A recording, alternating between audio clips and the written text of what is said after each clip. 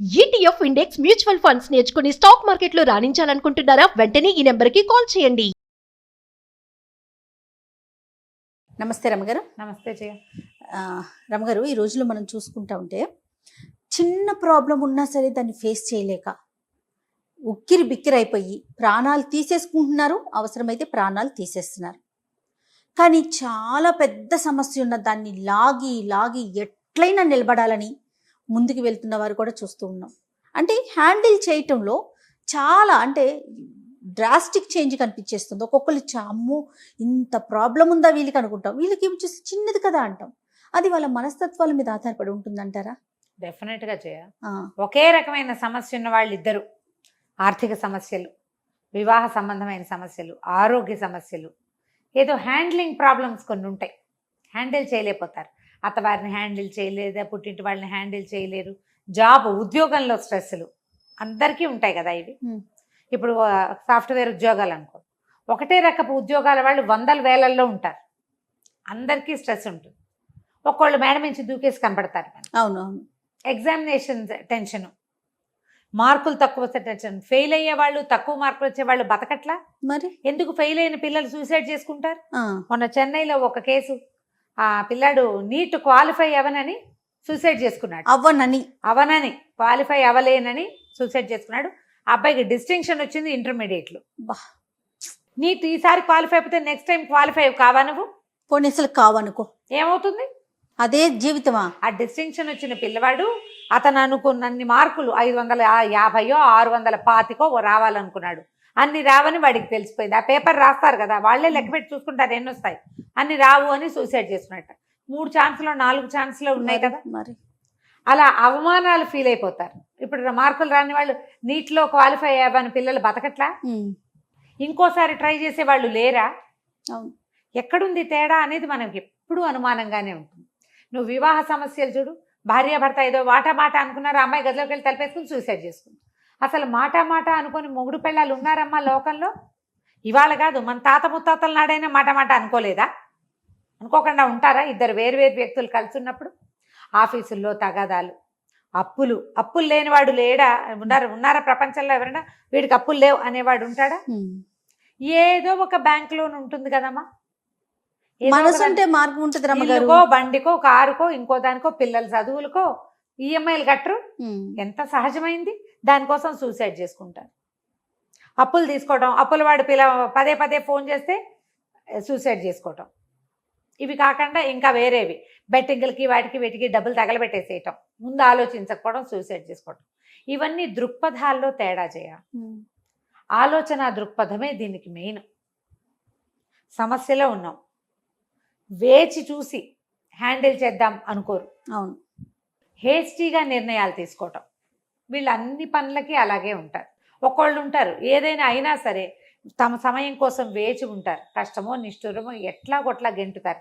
మనం అట్లా గెంటే వాళ్ళని మన చుట్టుపక్కల ఎంతమందిని చూస్తాం. అవును. ఎన్ని సమస్యలు ఉంటాయో. భార్యాభర్త మాట్లాడుకోకుండా 20 ఏళ్ళు 18 ఏళ్ళ నుంచి ఉన్న వాళ్ళకి తెలిసిన వాళ్ళేం పెద్దగా మాట్లాడుకోరు. అయిందే ఆవిడది కలిసే ఉంటారు, ఒకే ఇంట్లో కలిసి పిల్లలు పెళ్ళిళ్ళు అవి చేసేస్తారు. క్లోజ్ లేదు. ఇట్లా ఏదైనా అని తేడా రంగానే అమ్మాయి వెళ్ళిపోతే అబ్బాయి పారిపోతాడు. ఇప్పుడు పుట్టింటి పంపించేసేయటం, పోలీస్ స్టేషన్లకు వెళ్ళిపోవటం. అవే కొట్లాట్లు వచ్చిన వాళ్ళు ఇంట్లోనే 2 రోజుల నుండి 3వ రోజున సార్ట్అవుట్ చేసుకుంటారు. సేమ్ గొడవ పోలీస్ స్టేషన్కి తీసుకెళ్తారు, గొడవ పెట్టేసుకుంటారు, మళ్ళీ కలిసి ఉంటారు. ఇవి అసలు పూర్తిగా దృక్పథాల్లోనే, వ్యక్తుల మనస్తత్వాల్లోనే ఉంటాయి. దీనికి ఒక మంచి లైవ్ ఉదాహరణ ఒకటి చెప్పాలి. న్యూజెర్సీలోనట ఎన్నేళ్ల క్రితం సంగతో ఇది. అమెరికాలో న్యూజెర్సీలో కెనెత్ అని ఒక కుర్రాడు ఉండేవాడు, ఓ 19-20 ఏళ్ల వాడు. ఆ అబ్బాయి ఫుట్బాల్ ప్లేయరు, బాక్సరు, ఇవి కాకుండా అసలు గన్ షూటింగ్ అవి చాలా షూటర్ కూడా అట అబ్బాయి. ఆ అబ్బాయికి ఎంతమంది ఫ్యాన్స్ ఉండేవాళ్ళు. 19-20 ఏళ్ళు అంటే వాడు 12వ ఏటి నుంచో 13వ ఏటి నుంచో ఫుట్బాల్ ఆడుతున్నాడు. లోకల్గా చాలామంది ఫ్యాన్స్ ఉన్నారు వాడి ఆటకి. అక్కడంతా అట్లా ఉంటుంది కదా ప్రపంచం. అయితే 19వ ఏట ఒక బాక్సింగ్లో మెడ కింద తగిలిన దెబ్బతో అబ్బాయికి పక్షవాతం వచ్చింది. ఛాతీ కింద భాగం అంతా చచ్చుబడిపోయింది. చాలా అసహించుకున్నాడు తన జీవితాన్ని. అతను వీల్ చైర్కి పరిమితమై నేను బతకలేను అనుకున్నాడు. అయితే ఇతను షూటింగ్కి వాటికి వెళ్ళేవాడు కదా. వాళ్ళ ఫ్రెండ్స్ ఎవరో అతనికి ఒక మంచి షార్ట్ గన్ ఒకటి గిఫ్ట్ ఇస్తే బాగా చెట్లు అవి ఉన్న ఒక తోటలోకి ఫ్రెండ్స్ సహాయంతో నన్ను తీసుకెళ్ళండి అని అడిగి అక్కడికి వెళ్ళి వాళ్ళందరూ అటు ఇటు తిరుగుతుంటే ఆ షార్ట్ గన్ పెట్టి పేల్చుకుని చచ్చిపోయాట. ఈ జీవితం నాకు వద్దు అని. ఇంచుమించు అదే సమయంలో ఇంకో కుర్రాడు ఉన్నాడు, అదే న్యూజెర్సీలో. ఈ అబ్బాయి కూడా చక్కగా మంచి ఆటగాడు, చాలా హ్యాండ్సమ్గా ఉండేవాడు. అతనికి కూడా 19వ ఏట ఒక యాక్సిడెంట్లో నడుం కింద భాగం అంతా చచ్చుబడిపోయింది. ఒంటరిగా ఉన్నాడు. అతని పేరెంట్స్ వేరే చోట ఉన్నాడు, ఇక్కడి నుంచి మూవ్ చేయలేకపోయారు. పేరెంట్స్ కూడా సింగిల్ పేరెంటేనట. అమెరికాలో అవి సర్వసామాన్యం కదా. ఈ కుర్రాడు ఒంటరిగా తనే ఉండి వంట చేసుకుని తిని తనే వండుకుని తన బట్టలు తనే ఉతుక్కుంటూ, అయితే ఇతనికి యాక్సిడెంట్ అయింది కదా, గవర్నమెంట్ నుంచి కొంత డబ్బు వచ్చేది అతనికి. ముందు కుర్రాడికి కూడా వచ్చింది. ముందు కుర్రాడు స్టేట్ ప్లేయర్, అబ్బాయికి వచ్చేది. ఈ అబ్బాయికి, రెండో అబ్బాయికి గవర్నమెంట్ సపోర్ట్ చేసేది. హాస్పిటల్ సపోర్ట్ ఉంది, గవర్నమెంట్ సపోర్ట్ ఉంది, కానీ ఎవ్వరూ లేరు ఆ అబ్బాయితో. ఎవ్వరూ లేరు, ఒక్కడే ఉండేవాడు ఒక చిన్న అపార్ట్మెంట్లో. గవర్నమెంట్ నుంచి వచ్చే డబ్బుతోటి, చుట్టుపక్కల వాళ్ళు కొంచెం కొద్దిపాటి సహాయంతో, షాపుల వాళ్ళు వాళ్ళ హెల్ప్ తోటి తనే బట్టలు ఉతుకునేవాడు, వాషింగ్ మిషన్లో వేసుకునేవాడు, తనే అన్నం వండుకుని వంట చేసుకుని, అన్నం వండాలని ఏం వండుకుంటారు వాళ్ళు, ఏవో వండుకుంటారు కదా, తినేవాడు. క్రమంగా ఈ అబ్బాయి ఎంత అత్యద్భుతమైన పుస్తకాలు రాశాడంటే, ఈ వీల్ చైర్ గేమ్స్ మీద అతను రాసిన పుస్తకం 12 సార్లు అచ్చయిందట ఇప్పటికి. ఆ పుస్తకం మీద అతను సంతకం చేస్తే ఆ పుస్తకానికి 5 ప్రైజ్ వస్తుంది. సేమ్ వయసు, సేమ్ ప్రాబ్లము, సేమ్ ఇదే. ఆ మొదట ఫుట్బాల్ ప్లేయరు కెనెత్కి విపరీతంగా ఫ్రెండ్స్ ఉన్నారు, ఫ్యామిలీ ఉంది. రెండో కుర్రాడికి ఫ్యామిలీ లేదు, ఫ్రెండ్స్ లేరు, సింగిల్ పేరెంట్. ఆ తల్లి అక్కడెక్కడో ఉద్యోగం చేసుకునేవారట. మరి దీన్ని ఏమనాలి? ఎన్ని చోట్ల స్పీచెస్ ఇచ్చాట అబ్బాయి. ఎంతమందో ఉన్నారు అతనికి. ఇప్పుడు ప్రపంచం అంతా అతనితోటే ఉంది.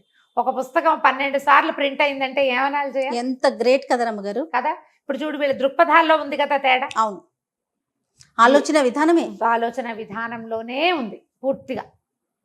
చాలామంది మాకెవరు చెప్పేవాళ్ళు లేరు, మాకెవరు చేసేవాళ్ళు లేరు, మాకెవరు తోడు లేరు, పెద్దవాళ్ళు లేరు, ఎవరు మంచివాడు చెప్పేవాళ్ళు, ఇలాగే అనుకుంటారు. మనకు మనమే మంచి చెప్పుకోవాలి, మనల్ని మనమే చూసుకోవాలని పొరపాటును కూడా అనుకోరు, ఆలోచించరు. అవును, ఆలోచించుకోవడం ఎంత పెద్ద తప్పు కదా. ఈ రోజున మన సమాజం చాలా చిన్నదైపోయింది. మనకి ఇదివరకట్లాగా పెద్ద కుటుంబాలు లేవు, చిన్న కుటుంబాలు. మనకి మనమే తోడు, మనమే బూస్టప్ చేసుకోవాలి. ఏదైనా సమస్య ఉంటే ఆగి వేచి ఉంటే సమస్య తీరిపోతుంది, లేదా సమస్య నుంచి బయటపడేందుకు ఒక మార్గం తప్పకుండా లభిస్తుంది. అవును, కానీ తొందరపాటు చర్యలకి వెళ్ళొద్దు. ప్రపంచాన్ని చిన్నది చేసేసుకోకండి. దాంతోపాటుగా మీరు మిగిలిన సమాజానికి ఎప్పటికీ మంచి ఎగ్జాంపుల్ కాలేకపోతారు. మీ వల్ల, మీరు ఇలాంటి తొందరపాటు పని వల్ల మిగిలిన సమాజం కూడా అదే తొందరపాటుకి పరిగెడుతుంది కదా. మనం చూసాం, ఒక తండ్రి కూతురు ఇష్టం లేని పెళ్లి చేసుకుందని ఆ అబ్బాయిని చంపించాడు. అవును, అదే పని 2 నెలలు 3 నెలలు తిరగకుండా ఇంకో తండ్రి కూడా ఒక ఆయన చేసేసరికి ఇంకో తండ్రి, మొదట ఆయనకి డబ్బులు ఉన్నాయి, రెండో ఆయనకి డబ్బులు లేవు, ఎవరికైనా డబ్బు ఇచ్చి చేయించలేడు, తనే చేసాడు. అంతే. ఆ దెబ్బ ఆ కుర్రాడి మీద కాకుండా తన సొంత కూతురు మీదే పడింది. ఒకళ్ళు చేయటం వల్లే కదా ఈ తొందరపాటు పనులు. మీరు సాధించింది ఏమీ లేదు. అమ్మాయి జీవితము పాడు, మీ జీవితము పాడు. సమాజానికి ఇలాంటిది ఏదైనా చేస్తే చంపేయటమే మార్గం అని మీరు చూపిస్తున్నారు కదా. చచ్చిపోవటమో చంపేయటమే, అంతే. మూడో మార్గం లేదు లేదా? ఎందుకు ఆలోచించం మనం? ఎంత తొందరపాటు. పైగా మిగిలిన వాళ్ళు కూడా ఇలా ప్రోవోక్ చేస్తారు. ప్రోత్సాహం తీసుకోండి, ప్రోవోకింగ్ని తీసుకోకండి. ప్రోత్సాహం వేరు, ప్రేరేపణ వేరు. ప్రేరేపించబడకూడదు తప్పు చేయటానికి. మంచి చేయటానికి ప్రోత్సాహాలు తీసుకోవాలి.